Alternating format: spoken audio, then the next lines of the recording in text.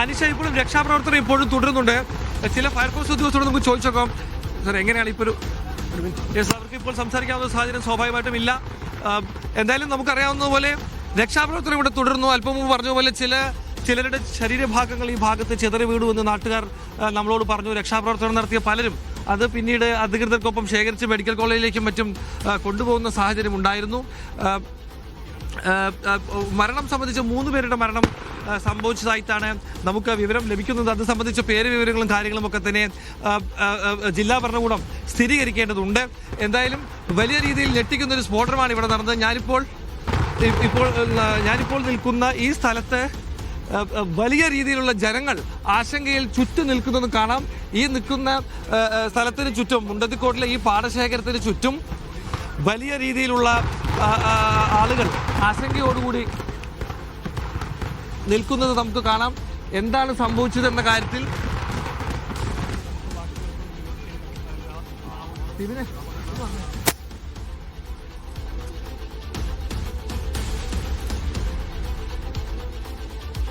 ആശങ്ക ഇപ്പോഴും ഒഴിഞ്ഞിട്ടില്ല.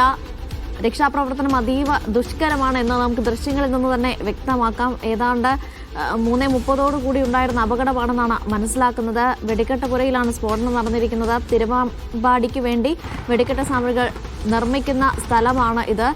അതുകൊണ്ട് തന്നെ വലിയ ക്വാണ്ടിറ്റിയിൽ സ്ഫോടക വസ്തുക്കൾ അവിടെ ഉണ്ടായിരുന്നു. പക്ഷെ എന്താണ് ഇങ്ങനെ ഒരു അപകടം ഉണ്ടായതിന് കാരണം എന്ന കാര്യത്തിനും ഇപ്പോൾ ഒരു വ്യക്തത വന്നിട്ടില്ല. പ്രാഥമികമായും രക്ഷാപ്രവർത്തനം, അവിടെ ഉണ്ടായിരുന്ന ആളുകളെ രക്ഷപ്പെടുത്തുക എന്നതിന് മാത്രമാണ് പ്രഥമ പരിഗണന.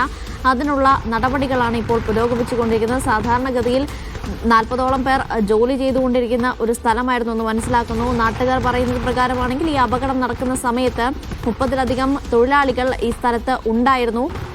ഒപ്പം തന്നെ ഇവരിൽ ഏകദേശം 10 മുതൽ 12 പേരെ ആശുപത്രിയിലേക്ക് മാറ്റിയിട്ടുണ്ട് എന്നാണ് കമ്മീഷണർ നേരത്തെ പ്രതികരിച്ചത്. പക്ഷേ ആ കണക്കുകളിൽ മാറ്റം വന്നിരിക്കാനുള്ളൊരു സാധ്യതയുണ്ട്. കാരണം അതിനുശേഷവും ദൃശ്യങ്ങളിൽ ചിലരെ ആശുപത്രിയിലേക്ക് മാറ്റുന്നൊക്കെ നമ്മൾ ദൃശ്യങ്ങളിൽ കണ്ടു. കമ്മീഷണർ പറഞ്ഞത് പ്രകാരമാണെങ്കിൽ 7 പേർക്ക് ഗുരുതര പരിക്കേറ്റിട്ടുണ്ട് എന്നാണ്. 3 പേരുടെ മരണം സംഭവിച്ചിരിക്കുന്നെന്ന റിപ്പോർട്ടുകൾ കൂടി വരുന്നുണ്ട്. പക്ഷേ അക്കാര്യത്തിലൊക്കെ ഒരു ഔദ്യോഗികമായ സ്ഥിരീകരണം കൂടി വരേണ്ടിയിരിക്കുന്നു. ഏതായാലും പരിക്കേറ്റവരെ എല്ലാം തന്നെ തൃശ്ശൂർ മെഡിക്കൽ കോളേജിലേക്കാണ് മാറ്റിയിരിക്കുന്നത്. ഈ മുണ്ടത്തിക്കോട് ഭാഗം എന്ന് പറയുന്നത്, ഈ അപകടം നടന്ന സ്ഥലം എന്ന് പറയുന്നത് ചുറ്റും പാടശേഖരമാണ്. ഈ ഭാഗത്തേക്ക് എത്താൻ കൃത്യമായ റോഡുകളോ കാര്യങ്ങളോ ഒന്നും തന്നെ ഇല്ലാണ്.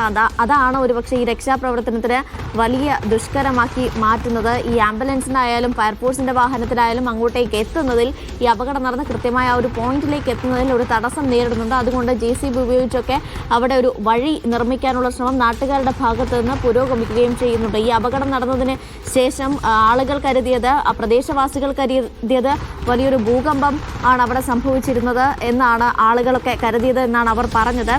അതുകൊണ്ട് തന്നെ അവരുടെ വീടുകളിലും പ്രകമ്പനം ഉണ്ടായിരുന്നു. നടരാജ് തുടരുന്നുണ്ട് വിവരങ്ങളുമായി. നടരാജ്, നിലവിൽ അവിടുത്തെ സാഹചര്യം എന്താണ്? ഏറ്റവും പുതിയ അപ്ഡേറ്റ് എന്താണ്?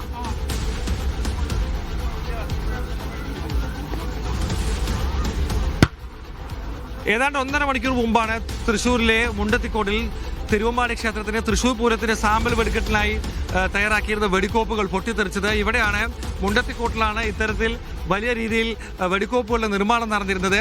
വലിയ ഉഗ്ര ശബ്ദമുണ്ടാക്കിക്കൊണ്ടുള്ള സ്ഫോടനമാണ് നടന്നത്.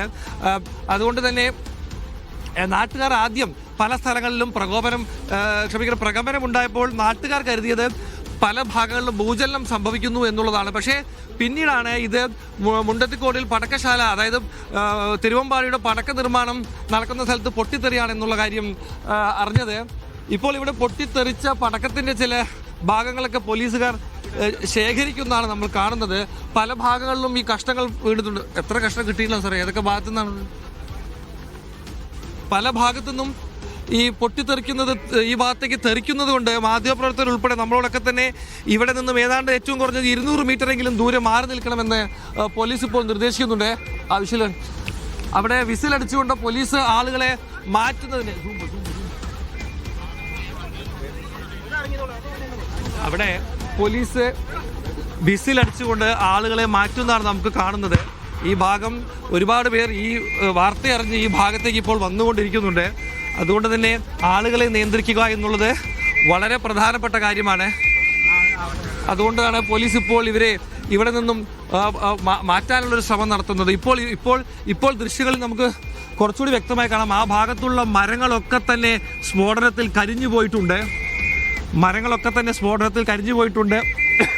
40ഓളം തൊഴിലാളികൾ അവിടെ ജോലി ചെയ്യുന്നുണ്ടായിരുന്നു എന്നാണ് അറിയാൻ കഴിഞ്ഞത്.